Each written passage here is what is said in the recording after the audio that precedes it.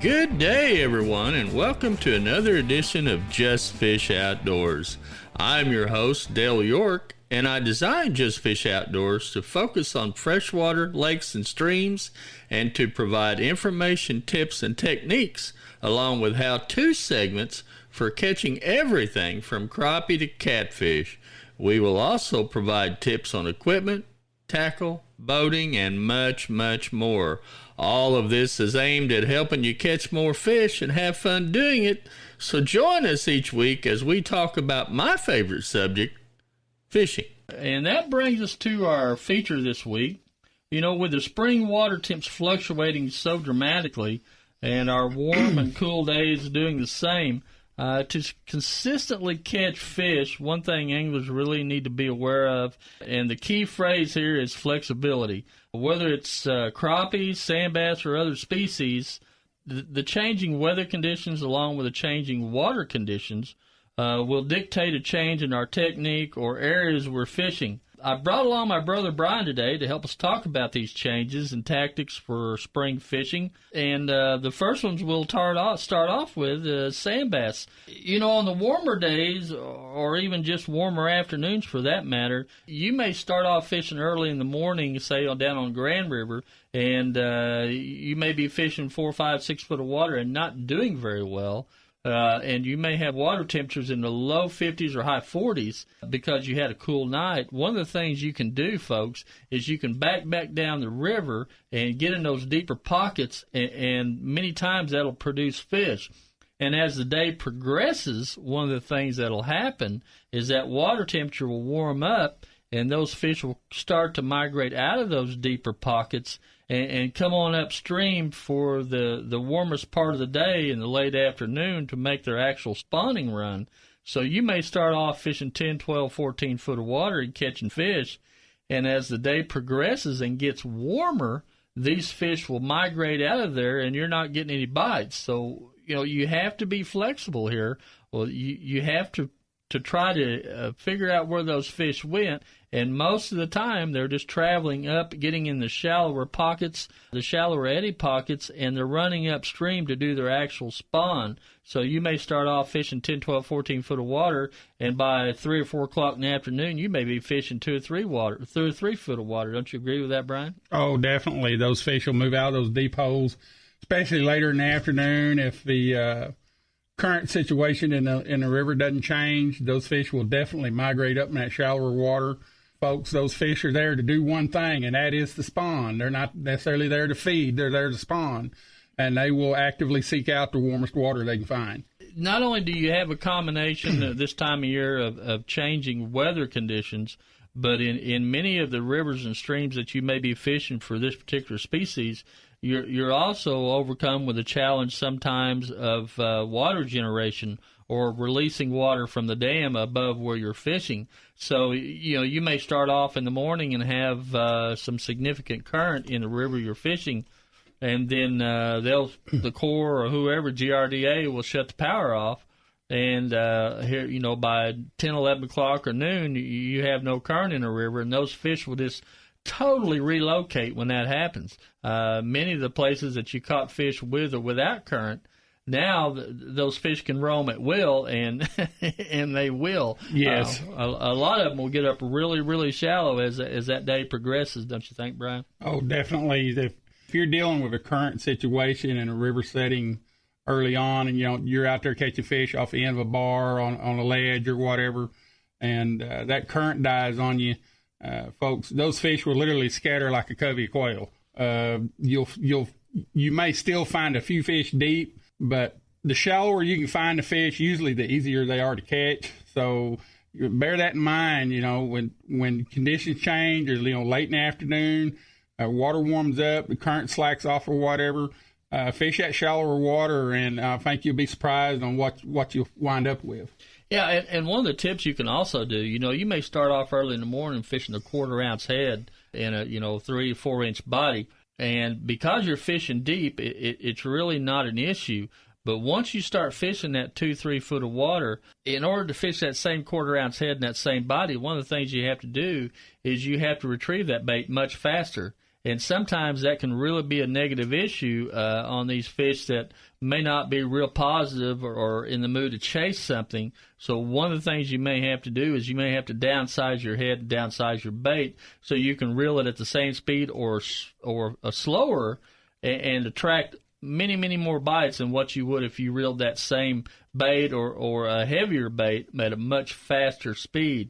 So, you may not only have to change locations of where you're fishing, you may not only have to change water depths, but in some cases you have to change bait sizes and bait weights. You may have to go to a different rod. You may start it out fishing 8 or 10 pound test line and a 1/4 ounce head, and because 10 pound line and really that's a little gray area on 8 pound line may not fish an 1/8 or a 1/16 ounce head very well. You may not be able to get much distance out of it. You may have to go down to 6 or 4 pound test lines. So what we're talking about is, you may have to reach in your toolbox and pull out another tool and start all over again. So, there's a lot of things to consider in the course of a day. And this is not only for sand bass. That's why you see some of us folks running around with our Rangers that's got 10, 12 rods on the rod deck. It's not because we just like to carry that many rods. That's your toolbox, and you have to select that tool for whatever conditions and whatever presentation you're currently trying to use and utilize, and they all play a specific role in that. So don't be afraid to not only change your sizes, but also change, your locations, your equipment, your sizes of equipment that you're doing, and also vary your speeds in which you're doing that. Always vary your retrieve speeds and the way that you're fishing in that technique. And many times it'll produce fish where maybe the technique you were using early in the morning or the day before will not work. Don't you think, Brian? Oh, definitely. You always want to work something at a different speed, a different cadence. Early in the mornings, you may be bouncing that 1/4 head up and down 12, 14 foot of water on the bottom. Those fish, they'll hit it on the fall, but late in the afternoon, those fish get up high and they get shallow. You may have to go down to 4 or 6 pound line, 5.5 foot rod and a 16 ounce head. That bait will fall slow enough up there in that shallower water to actually trigger those fish. Like Dale said, speed is pretty critical this time of the year.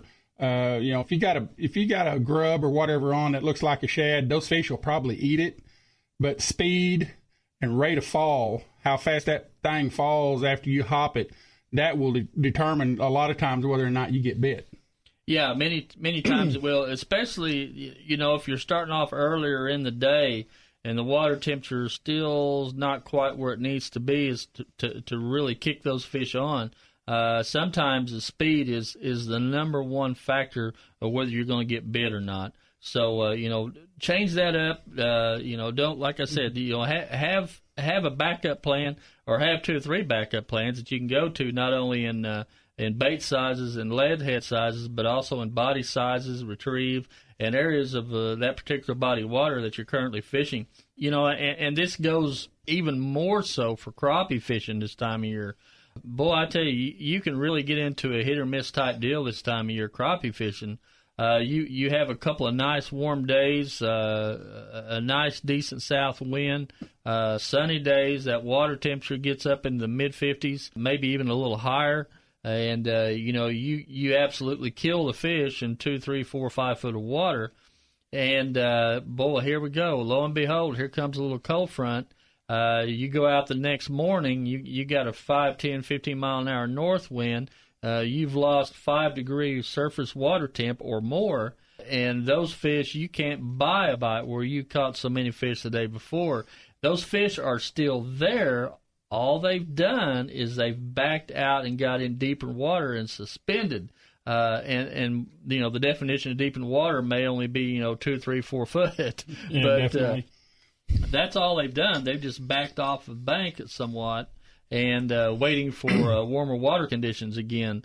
And this is where the rate of fall of that jig that you're fishing, if you're throwing it up and reeling it back, there's a million new ways that people are fishing for crappie everywhere, from spider rigs to 13, 14 foot rods. There's just a myriad of new techniques, and they all produce fish.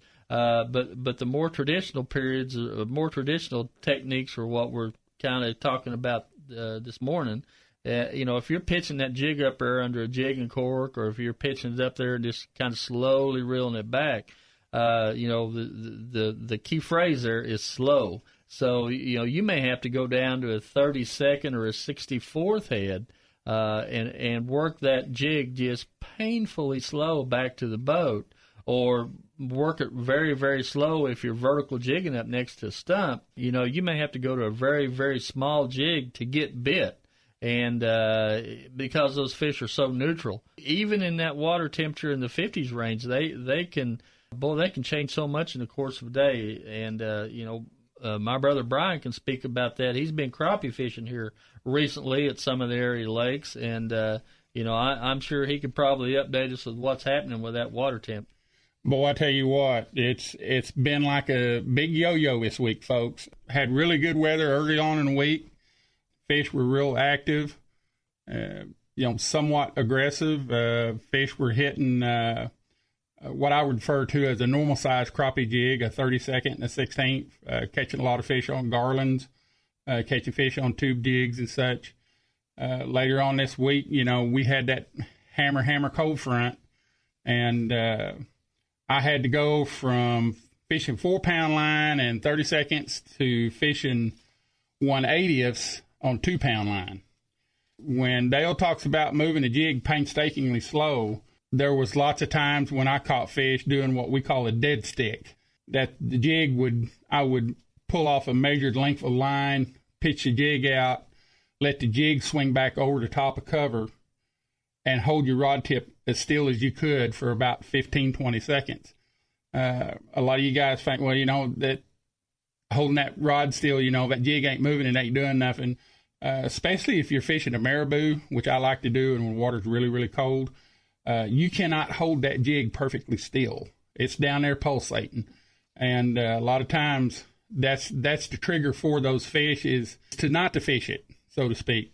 Don't overfish it. Right. Sometimes that's the whole thing. I tell people the best way to figure out, what the fish want or what they're doing, I try to have at least 2 rods rigged up. I have one with the normal size stuff, and I have one with the small stuff on it. And I'll start with the normal size stuff, and if I can't get bit, I'll go to the small stuff, especially if I know I'm in a place where there are fish. And, let the fish tell you what they want and how they want it. Experiment with how you hop it, how much you hop it, how high you hop it. A lot of those fish this week after that cold front, like I said, you catch them either dead sticking it, or those little bitty jigs, I was making like 1/2-inch hops with them. I mean, just barely hopping the jig, to speak of. And folks, I caught big fish 8-9 foot deep on 2-pound line, and to give you an idea how soft the bite was, I didn't feel them suck the jig up. Basically, it was, I raised the rod tip a little bit and felt weight on it. That's how light some of these bigger fish are hitting. That gives you an idea of how neutral they are. So, like Dale said, if you can afford it, get you 2 or 3 different outfits, 2 or 3 different line sizes, and it will help you in fishing, especially early in the year like this, when you'll be fishing basically the same bait, but you're fishing different sizes of bait. And, that size and rate of fall, that is the primary key this time of year. If you have to rely on one rig for whatever reason, try to pick a medium size. Don't go super, super light. Don't go super, super heavy. Try to pick a rig that is aligned size that you can, the biggest bang for your buck. The one in the middle that you can fish the small stuff, but you can also fish the large stuff. You don't have to go out and spend $500 for a rod and reel to catch fish. There's a lot of very, very good economical tackle out there, both rods and reels. And, if you just have to rely on one, just try to pick a neutral size. And feel free to send me an email, if you need some help with a purchase decision or anything I can help you with. Just send me an email, justfishoutdoors@justfish.com. And I'll be more than happy to recommend whatever species that you're currently running after I'll be happy to recommend some things that may help you in that purchase decision. You just have to be flexible this time of year, folks. I mean, that is the name of the game.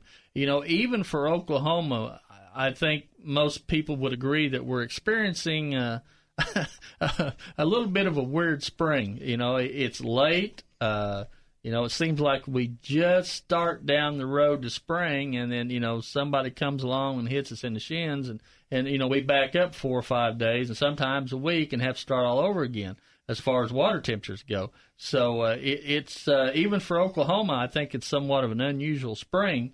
And in order for us to go out and consistently catch fish, we even got to be more versatile than usual.